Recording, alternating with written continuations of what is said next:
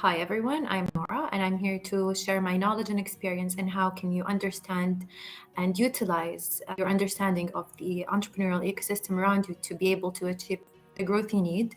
And I'm going to give some examples from the Saudi ecosystem. I believe emerging economies have lots of similarities, so hopefully this would be quite beneficial. So a bit of a brief from my experience. I've done my bachelor's in business administration accounting at King Saud University, which is the first established university in Saudi Arabia. I've done my master's degree in entrepreneurship and innovation from King's London University. And I've worked in consultancy in KPMG and Ernst & Young. I've also worked in banking and finance in HSBC Saudi, and I am currently an entrepreneurship and innovation advancement lead in Monshaat, which is a government economic enabler in Saudi Arabia. I'm just struggling a bit with the back and forth, so bear with me, everyone. First of all, we have a quote here by Albert Einstein says that if the bees disappeared off the face of the earth, man would only have 4 years left to live. And this is not meant to scare everyone. It's merely to highlight the importance of one player in an ecosystem and the impact that if something goes wrong with one, how it can impact the whole. And so moving to the next slide. So what is an entrepreneurial ecosystem? An entrepreneurial ecosystem is similarly to a natural ecosystem, where elements coming together would create value and complement one another. An entrepreneurial ecosystem is a blend of economical, political, and cultural ecosystems. And this is the definition by Spigel, which is the one we're going to explore today, because I believe it categorizes the elements nicely into material attributes, cultural, and social ones. And I'll explain a bit about them, so it will make the case study we're gonna look at afterwards more clear. So for the material attributes, it's mostly formal institutions, being universities, governments issuing policies, also the infrastructure such as roads and internet cables and whatnot. And for the cultural and social ones, they're mostly informal institutions, which are the cultures and the behaviors that will guide society. And just moving to the next one. Okay, so entrepreneurial ecosystem, the output of that is entrepreneurial activity. And the entrepreneurial activity has roughly three main key, let's say, elements. First is the creation of innovative startups. Secondly is supporting the high growth firms. And lastly is the entrepreneurial employee activity, which is employees implementing innovative ideas within their firms. So I'll give you a bit of how this is happening in the Saudi ecosystem. So for the innovative startups, the policies and governance, which is a part of the material attributes, SAMA, which is the central bank, part of the policies and governance in Saudi Arabia, has created a sandbox to be able to assess and assist the fintech startups in Saudi Arabia. And if everything goes well and their solutions fits a certain criteria, they'll be able to get licensing. And this sandbox done by the central bank enables innovation in fintech, as well as making sure that the market is stable and it does not impact the whole economy. As for the high growth firms, which is the second box, this is supported by the rise of angel investing and VCs, high appetite, driven by the history of entrepreneurship, since we are having a couple of success stories, and this again impacts how the investment capital element would feed back to it. So they all interconnect together.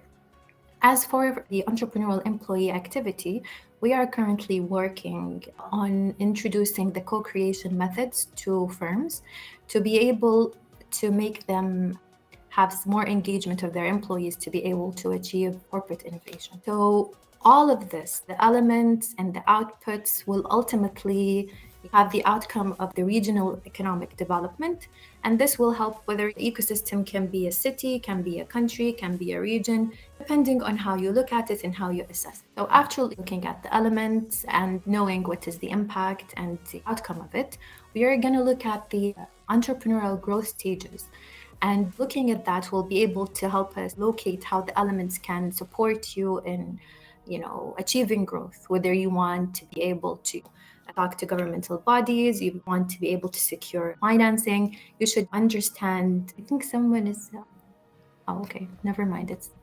There's no worries. I thought someone wrote that they cannot hear me, but hopefully the voice is quite clear. Okay, so the growth stages is guided by the axis of investment and return. So usually the innovative startups will begin with some investment with low return, and this is considered the explore stage. And then after securing the investment and being able to explore the market further, develop the solution to have a better market fit solution, this will move to the expand phase. And with the expand phase, if the company is very comfortable in what they do, they will be able to reach the exploitation stage, and they will achieve high return, and they wouldn't need as much investment because they're in control of their finances.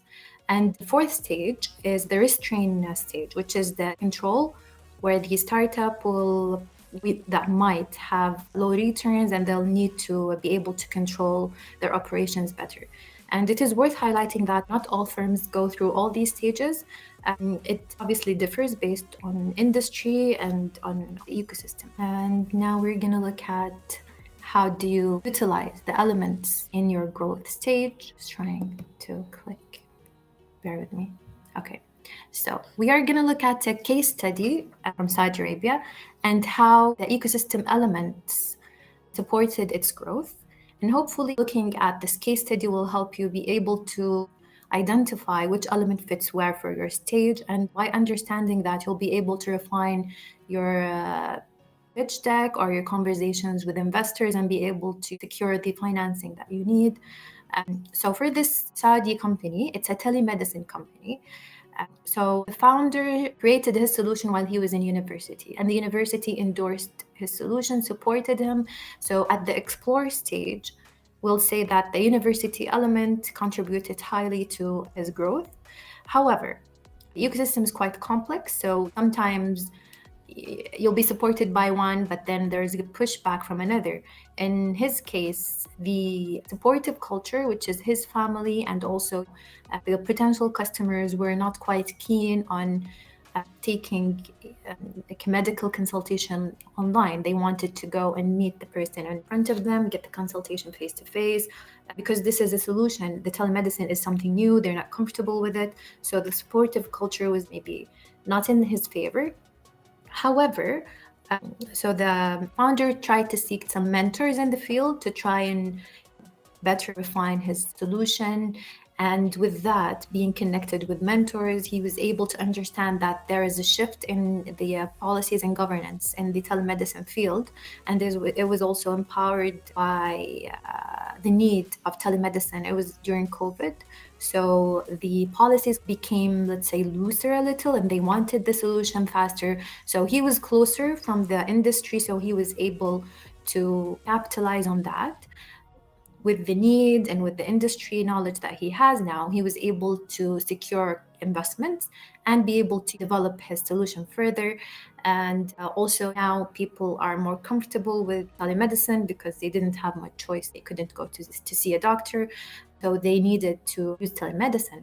And this goes to the exploit stage because so now there is need, the markets are reacting to his solution, and then there's also the infrastructure. So people were more skeptical, now they need it, and the infrastructure there was serving the solution because we have like very good internet infrastructure. Hopefully my connection is good, so it will support my claim. But so people rely on online services due to the internet infrastructure being good here, so they're more comfortable. However, there is lots of traffic, so there's a pushback from this element. However, the pushback, all the roads are maybe not as for other companies is as needed. Example, logistics. But for this solution, the traffic and the roads not being as maybe open as other industries would benefit from. For this solution, it was great because people don't want to go out on the roads. The traffic is horrendous, but they now have the online service, so they can use the telemedicine. And that element served him in this particular growth stage. And then having an online solution, you need some tech engineers probably, and the work talent was quite expensive. Probably this is like a global thing. The tech talents they tend to be more costly because it's a competitive field. Everyone wants digital solutions. So with that, the founder is reaching to the control stage a little. But then again, you can try and reassess to be able to move into the stage that you want and be able to benefit from the element that you believe will add value to you, or try and wiggle through the one that is not beneficial for you. And last thing is river cuts through rock, not because of its power, but because of its persistent. So I would encourage you to really look around you, see what are the elements and how your ecosystem is, try and be able to use it for your advantage and try and find ways around the ones that are not advantageous to you. And try and also, because it should help you master your seed funding and the VC as well, showing whoever you're talking to be able to seek investment, that you understand the things around you and how to interact with them, is going to be a huge plus. So with that understanding and with your persistence, hopefully you'll be able to reach whatever you need. And thank you so much. If there are any questions or any points you would like us to touch back on again.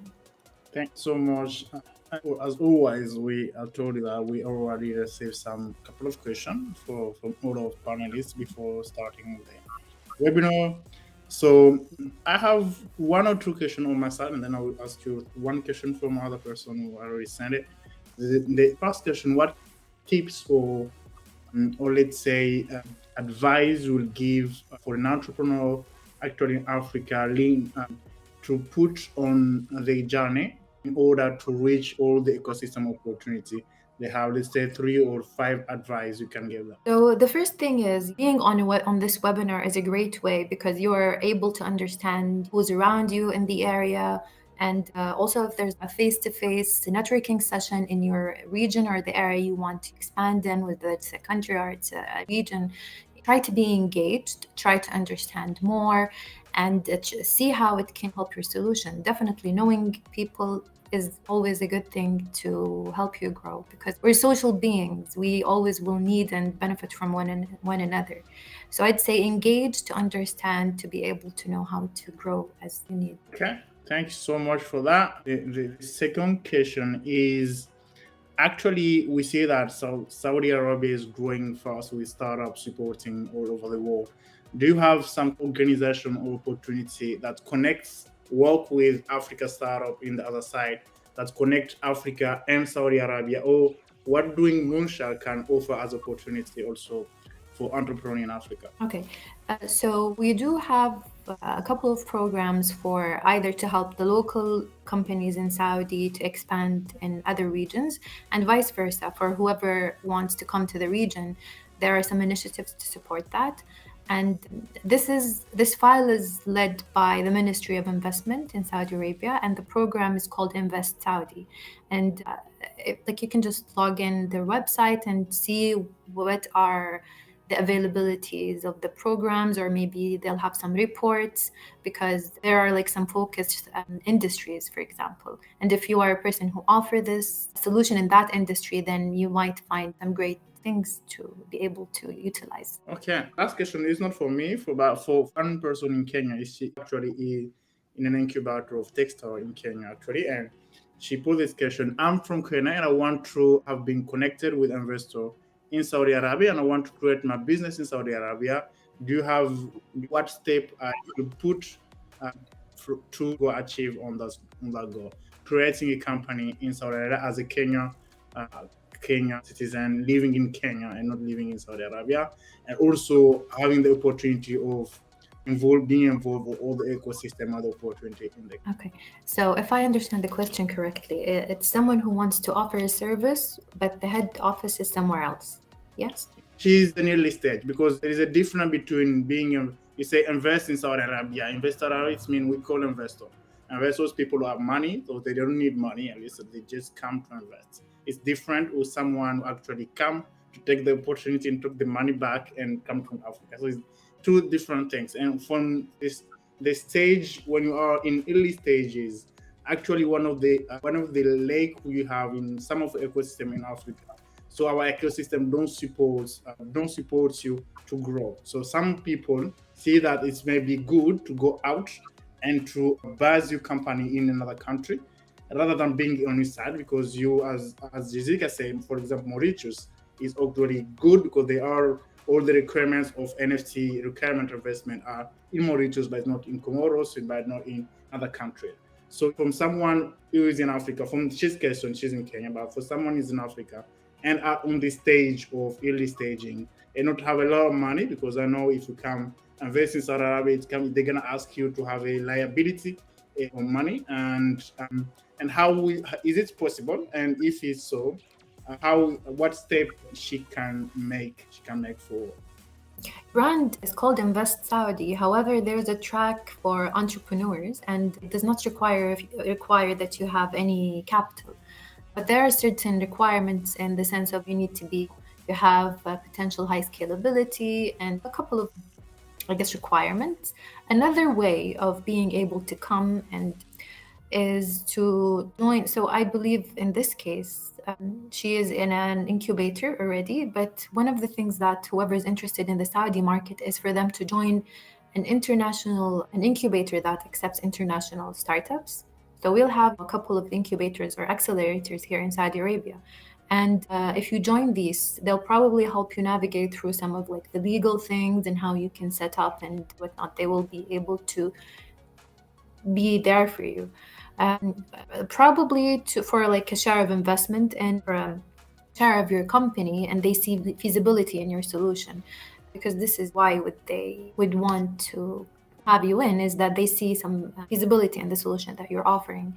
However, if you are in somewhere else and you want to have a business in Saudi, especially if it's something like in commerce and you can have it online, there are some cloud offices. I don't have names on me, but there are offices where you'll like pay a subscription and you'll have an Saudi or in anywhere you want to have your business there. Wonderful. Thanks so much again for your time. And I think for my side, I think this is very helping. And I know very well how this part of Asia, part of the world, actually growing very fast on entrepreneurship and startup ecosystem. And it's very interesting to see the way it's going on, and also to see the opportunity to connect us from Africa, because as I say, we have the knowledge, we have the asset, we have all the need, but what needed is the requirement of the ecosystem to supporting us. So when you have this ecosystem, so it's easier for you to grow and to scale up and to go to the next level of entrepreneur journey. So thank you so much again.